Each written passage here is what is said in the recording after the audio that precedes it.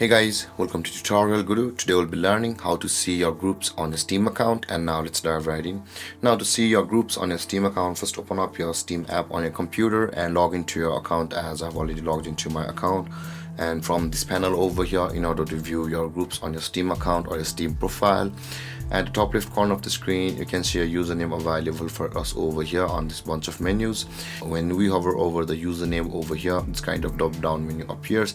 Click on the friends option over here and you land on this interface where you will be able to view your groups option over here. You can see at the bottom left corner of the screen there it says your groups. If you click on that, guys, all of the groups which you are on will be over here. Currently I'm not in any group, so there are no groups showing over here, but in your case, if you're on a group on Steam account, all of your groups will be available over here. And that being said, guys, this is how to view your groups on Steam. And if you have any confusions or questions regarding a topic, feel free to comment in the comment section below, and don't forget to like, subscribe and hit that bell icon for more videos. Thank you for watching, guys. Peace.